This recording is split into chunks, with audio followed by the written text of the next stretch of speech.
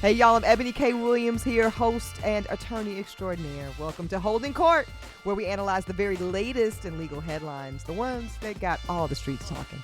You know what we do? We dig deep into how the courts impact the culture. We break it down, going straight from gavel to your news feed. And every week, we keep it 100. Right, Dustin Ross? That's right. Dustin Ross, my love, we're going to get straight to it today. So, Let's do it. y'all saw it, and if you didn't, we're going to tell you about it. Former Congresswoman Cori Bush. Cori Bush's husband has been charged with COVID fraud, okay? Specifically, I think it was like a $20,000 PPP type of situation. And, I want to break that down to y'all. What does that mean for Cori Bush herself? Why did this particular individual, why is he facing charges and not some others?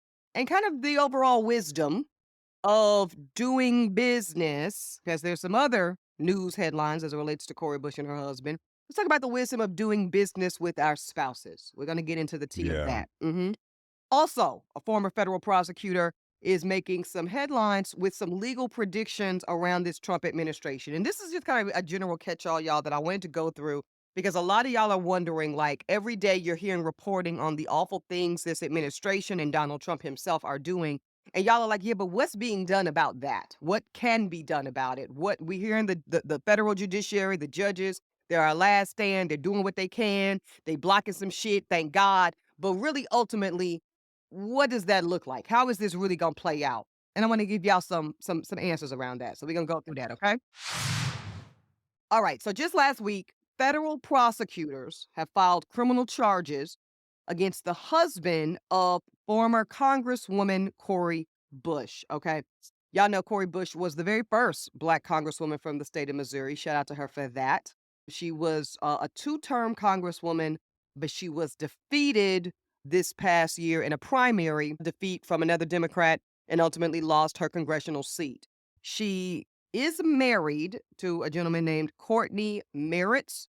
Cortney Merritt, we'll get into like when they got married and stuff in a minute, but he has been charged federally with 2 counts of wire fraud for allegedly filing sham applications in both 2020 and 2021 with the Small Business Administration, enabling him to collect money aimed to help struggling businesses make payroll. Yes, y'all know, classic PPP loan situation.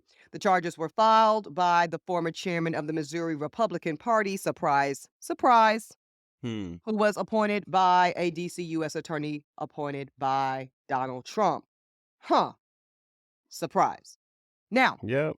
Cori Bush's husband's attorney told St. Louis Public Radio that he intends to plead not guilty. Let's see what else we've got. According to the indictment, Cortney Merritt allegedly lied on the application, forged documents in order to receive a bigger loan than, I guess, what he actually needed. One loan was rejected because it was nearly identical to a previous application that he submitted. So he resubmitted another one, whatever. Ultimately, federal prosecutor says he received $20,832 that was forgiven by the government. I know when I saw that number, I didn't think that was a very large number, but we'll get into But it could have been it. Could have been $800 if $5. he, yeah. Correct. Because of the exactly. Cori Bush, again, like I said, served 2 terms. He represented the St. Louis-based seat in Congress before losing it to a Black man by the name of Wesley Bell, who primaried her in the Democratic race, or Wesley did go on to secure the seat in the general election. Cori herself, this is important to note, is not being accused of doing anything wrong. This is simply her husband. Controversy has swirled around the couple before. If this sounds kind of like, why does Cori Bush and her husband sound familiar? Well, Cori Bush did hire her husband as her security guard, and a complaint was filed at that point when she was still in Congress, alleging that her husband's employment with the Bush campaign violated federal law. There was an investigation, but ultimately it was dismissed. The Office of Congressional Ethics did dismiss that investigation. So just in general, D, let me get top-level thoughts, reactions when you saw Cori Bush, husband, federal charges. I got nervous. Now is not a good time.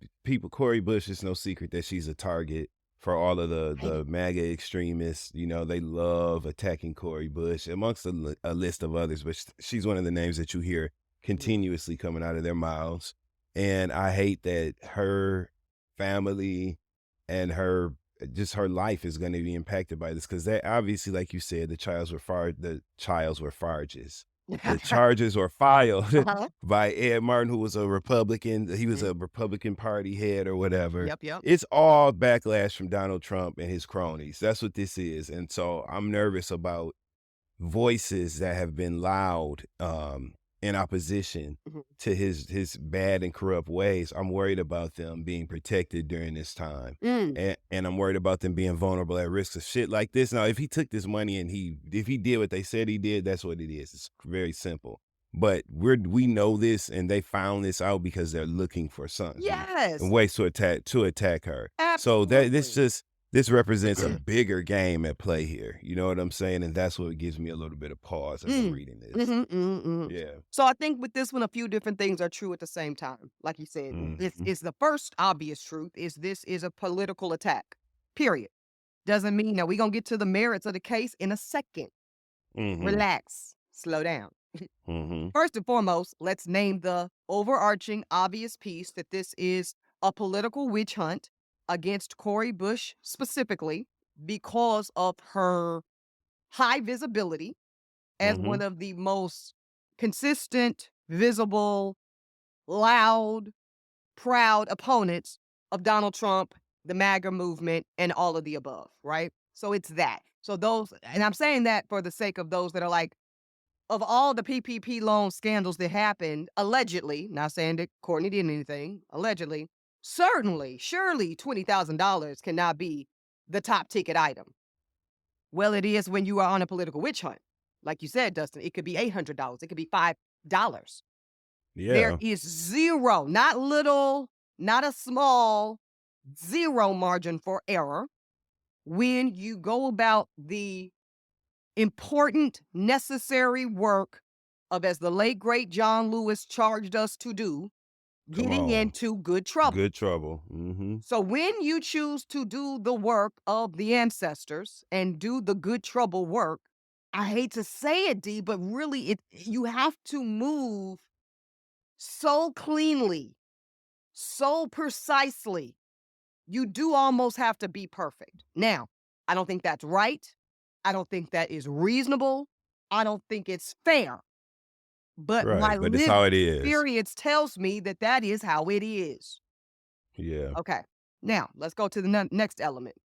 This notion of Cori Bush being the centerpiece here, even though one of the most important lines I read in the reporting, Dustin, was that Cori Bush herself is not being charged with anything. So now this has to lead us to some level of discussion around who you marry and how they move, right? Yeah. And how that can impact you depending on your work and what you do and maybe the heat that you may exist in. What do you think about that? I think that that's just how it is. It's a reality. Yes, you know what I'm saying? It kind of ties into what we were talking about and another conversation that we had about marriage and how you end up Mhm. basically joined. Their Mhm. things become yours, your mess becomes theirs. So that's why we ended up here with it. Yeah, and that's the thing. Like, again, I don't think in a perfect world, in an ideal Mhm. society, who you marry, it should be your business. But we don't live in a perfect world, and we damn for sure don't live in an idealized society. And if anybody does, it's damn sure not Black women. Therefore, when Mhm. you dare to have the audacity to be a Black woman that goes about the work of the good trouble, as Sister Cori Bush has done, you need to know that it's going to come with incredible scrutiny, not just around you, but around your spouse, your children, your mom and them. So, there has to be, I think, at some level, a family conversation, right? Like, hey, I'm going to do this. So yes, I think this requires a family conversation, right? Like, Mhm. hey, I'm about to run for Congress. I'm gonna make a play for city council. I'm gonna run my ass for dog catcher. Whatever it is Mhm. that you have decided that you have been called to do in this world that makes you a public servant. So let's also use some real terms here. When you are an elected official, you are a public servant. You literally work for the people. And I agree. that should come with the highest level of scrutiny. So when Cori Bush decides to do that, she's got to sit her people down, including the husband. So let's go to the timeline. I think it's very interesting. We got to remember Cori Bush was first elected to Congress in 2021, and she completed her year in 2024. She got married to Cortney Merrits in 2023. So it was in the middle of her serving as a United States Congresswoman. I think that's interesting because that kind of puts a kink in my example, right? Because that means she made a decision to marry him in the midst of serving in her capacity as a sitting congresswoman. I'm not going to say that's a bad idea, but I do think if you're going to do that again, it has to be even more pronounced that, hey, baby, Mhm. like we've been together however long we've been together. We've been functioning however we've been functioning. But now that you are essentially going to be promoted in your capacity as my partner to now my Mhm. lawfully wedded husband, I kind of need you to even keep it more tight, basically. And I'm not saying she did or didn't have this conversation. I'm saying it's a conversation that I would highly recommend, right? Right. Because now you too are not operating in your individual capacity. You are operating as a tenet, if you will, of my capacity as a United States Congresswoman. And you need to know Mhm. that. You need to move like that. Again, not saying he did or didn't. I'm saying that it needed to be said and discussed. I have to imagine the Obamas had a million conversations like this. I have Oh, to for imagine. sure. Right, right. I have to imagine that Michelle and Barack set those girls down and had a million conversations like this with them. What you saw them Bush twins get away with, y'all Mhm. black asses Mhm. cannot get away with. Mhm. And again, not saying the husband did anything wrong. I'm saying that even the appearance of Of it. Yeah. impropriety Yeah. becomes a massive problem. And here's the word distraction Yep. when you are a black person in position. Go ahead, Oh, D. I know you man. got something to say about it. Go ahead. I mean, it just is what it is, right? This is Mhm, why like, this is totally unrelated, but it still makes mhm. sense. Toya, Rushing, who we know used to be married to Lil Wayne. Oh, Um, mhm. we I saw never knew her recently her actual last name. I didn't know, I Yep. thought it was Johnson or something else. Go It ahead, though. it was Johnson originally, but I know Okay. her husband's his last name is Rushing now. So she literally just last week, her brothers were going the media, talking to Mhm, the internet, going live, mm. making up these wild claims, lying, making up lies about the way that Toya and her daughter Reginae Carter spend their money, and acting as if they're entitled to attach themselves to some part of something from them.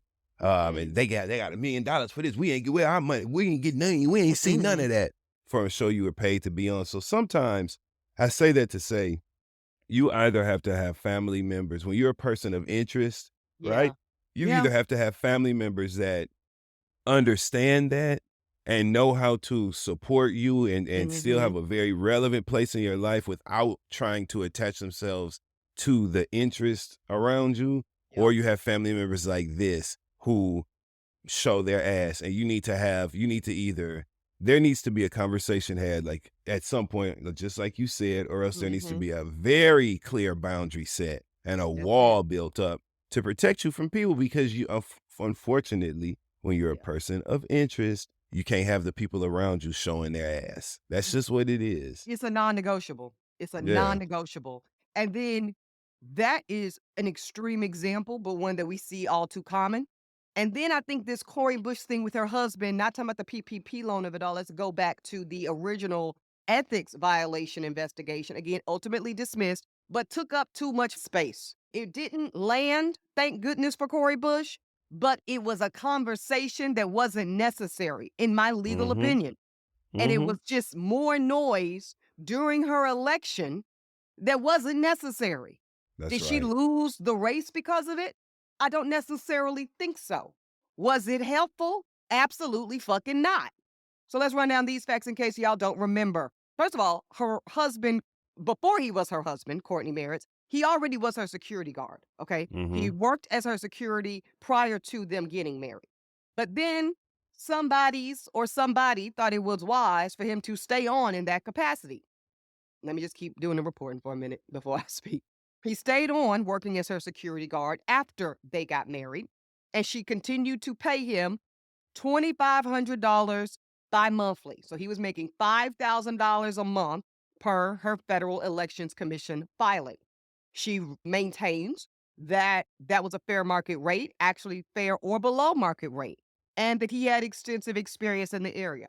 $5,000 a month doesn't sound too much to me. Sounds reasonable. But again, for an ordinary citizen, when you're Right. talking about using your office money to pay for an expense that ultimately comes back into your household. See, that's the issue. Not that he wasn't worth $5,000 every month to be your security. I'm sure he was worth that and then some. But the perception is that y'all could be finessing because it's coming right back into your household. That could be a perception if you want to make that kind of argument. Yeah, the Versus you optics. yeah, the optics versus you could just as easily hire somebody else who is Yeah. not your husband, who you don't share assets with, who you don't share a legal financial community with, to do that same job. And this And wouldn't even be that no conversation. there you go right there. Sometimes you have to think and operate that way. You know, it's called risk management. You know what I'm saying? Like you have to Mhm. manage the risks that you take. And that is one that they could have managed. She didn't have to hire him. Just hire somebody else, then they can't even say it. They can't even bring it up. They And then you you just can't take even it off the create it. table. You just take it Yeah. off the table. And I'm gonna cite another example that's related, different, but related. Mm-hmm. My sister-in-law in the law, Fonnie Willis. Fonnie, ma'am, Mm-hmm. ma'am. I understand we all get lonely sometimes. I understand we all are women and have Yeah. needs. Yeah. But must we be sleeping with counterparts in the workplace? And really, must we be doing it with subordinates? And must we be doing it with subordinates like Nathan Wade, who like to run their motherfucking mouth? There you go. Running that damn mouth. Yep. So I'm gonna lay it out. I'm gonna use Cori Bush, former Mm-hmm. Congresswoman. I'm gonna use Fonnie Willis, Mm-hmm. in many ways embattled prosecutor. Yeah, I said Mm-hmm. it. And I'm gonna Mm-hmm. use these two black women who have worked extremely hard to be where they are. Yeah. Extremely. Yeah, Ebony. And I'm gonna cite the downfall of the D. And the D I mean is not the D y'all are thinking about, with your dirty ass minds. It is the downfall of decision making. Mm-hmm. I Mm-hmm. want these sisters to make better decisions around the D. Don't mean you can't have the D you want, but I want you to think and move accordingly as to how to, as Dustin Ross just said, manage the risks Mm-hmm. associated with that particular D and how it shows up in your broader decision making. Yeah. That really was a word. I really hope Yeah. some of y'all sisters really, really let that land. I hope Truly. it did for real. Cause For you got to real. learn 'Cause how I to mean keep that. your name clear. You have to. Yes. I mean that. It's too hard to get to where y'all at. It's too Mm-hmm. hard. These are once in a lifetime opportunities. And you didn't just luck up on them. Mm-hmm. Nobody just gave it to you. I know that to be true. I watched Cori going door to door to door to door, unseating a 10-year incumbent in that Right. seat, Right. to become the first black woman to serve in the lower chamber from the state of Missouri. That ain't no easy shit. No, it's not. And to We see it watch, just yeah, I mean, and for no mm, ladies, let's just for as much as people want to talk to men about using their big head and not their little head, come on now, we gotta be fair and even-handed here. For as much as we want to criticize and make fun of men for only being able to think with their PP, we gotta hold ourselves accountable when it comes to our romantic activities and yeah, make sure that we are thinking with our big heads. funny. Bonnie, and to you too, Cori. Yeah. Yeah. You love the man, you want the man, marry the man. Nobody has a problem with that. Why is the man still on payroll? Right. Period. And then once we're married, Why? I'ma just tell you straight up. This is no legal analysis. This is just black woman personal opinion, Dustin. If I Mhm. was married and my husband said, "Yeah, baby, I see they giving out this federal funds for the businesses that need help, and I do have a legitimate business. So man, how much you short, baby? 20,000. Don't worry about that. We gonna figure it out Yeah. because I don't even want a paper trail Yep. of I don't even want you you connected. as my husband because I know I'm about to make a big stink in the name of righteousness." Come on. And I don't want nobody to be able to say a motherfucking thing about my husband having his hand out to the government. How about that? Yep. So ladies, let's just get on our decision making. Okay? Great. Now, another day, another piece of anarchy, disaster, and chaos from the Trump administration. And many of you are Mm. rightfully wondering, what's really what will he ever get a consequence? Is there anybody? Yes, again, we appreciate the federal judiciary. We appreciate these judges saying not on my watch. We appreciate them, playing whack-a-mole and shutting a lot of this shit down, but they can't shut it Mhm. all down. And then we see Trump and his people being defiant as hell. And even when the judges create orders, he will defy them. So what, if anything, can be done against Donald Trump? It's a legitimate question, Dustin. Yeah. So I want to share with you, this is the analysis and the take of a gentleman by the name of Glenn Kirshner. Okay. Glenn Mhm. Kirshner, brilliant legal mind, analyst, has worked for a lot of big organizations. This is his legal take. He believes that Donald Trump and his Department of Justice will ultimately have to face criminal contempt charges. I said contempt, okay? Found in contempt, criminally, not civilly, criminally, Mm. over their defiance of specifically U.S. District Judge James E. Boasberg's orders to halt deportation. So again, I know y'all, it's hard to keep this shit straight. There's so many judges rightfully shutting this Trump shit down, and Trump is being Trump and not complying, totally defying. And this legal scholar, Glenn Kushner, is predicting that eventually somebody's going to say enough is enough, and somebody being a federal judge, and hold Donald Trump in criminal contempt of court. It's very Yeah. interesting. Now, we know that Trump invoked this old ass, antiquated 18th century wartime act last week in order to deport hundreds of immigrants to a prison in El Salvador. Again, in absolute active defiance, totally Wow. ignoring an order from that federal judge, Boasberg. He has since called for the judge to be impeached, as we talked extensively about here in Holden Court. And it was crazy because we had produced and recorded that episode, and literally 48 hours later, here comes Damn. Trump. Yep, Yep. yep, calling him a what? Democrat activist. Yep. Activist Yep. judge. There you, I mean, can we call it? Can we call it? But it was totally predictable. Trump sidestepped a question over whether or not his administration violated the court order because he knew damn well he did, willfully, Right. wantingly, flagrantly. And that's it, and that's all. So again, this was on a Sirius XM show that this legal scholar Kirshner gave this prediction. He said, "Listen, hey y'all, I was a prosecutor for 30 years. You don't write in pleadings or say in court things like, 'Judge, we don't believe the information you're looking for is relevant.' You just don't talk to a judge like that. Guess whose determination that is, sport, not yours." I love when somebody calls you sport. Don't you Oh love it? yeah. Yeah. Uh, It's hey, perfect. sport. Hey, sport. Mhm. It's the Mhm. judges. We're going to see the C word uttered very soon. And the C word is contempt. It will start as criminal contempt. It will very likely morph. It will start, he says it will not start. And then he said it will likely start as civil contempt. Okay. And then it will morph into criminal contempt. So that is his Mm. legal prediction. And I wanted to bring it on the docket, Dustin, because I think it's an interesting strategy. I think when we look at what is happening from this White House and this administration, and then we look at the story we reported on last week, where you've got the biggest law firms in the world, including Paul Weiss, kowtowing, bending. We got Mhm. universities like Columbia University, it's one of the most prestigious institutions, higher learning institutions in the world, kowtowing. Trump said he's gonna take 400 million from your endowment. Ultimately, you bend at the knee, Columbia University. Wow.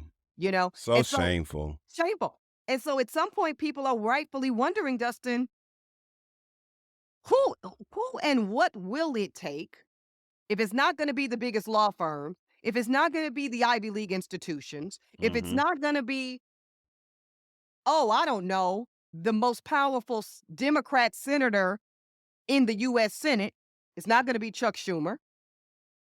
Who and what will it take to stop this madman? And I actually like this legal scholar's approach that ultimately it's going to take a judge, a federal judge, to Yeah. not just give an order that we see Trump may or may not follow, but it's going to take a motherfucker holding his ass in criminal contempt of court. I think it's interesting. I don't think it's far fetched. I think it could happen. I don't know that we've seen historically, Dustin, a sitting president held in criminal contempt of court, but we've also never seen a sitting president like this motherfucker. You just took the words out of my mouth. I Yeah. was gonna say we ain't seen none of this shit before. Hmm. This is completely out of control and such a far cry from what we know our political system to be. Now, it's always been corrupt, but Yeah. this level of bold, brazen, just defiance of rules and the systems in place is unprecedented. Absolutely. So y'all stay tuned. Hey, we're going to follow it.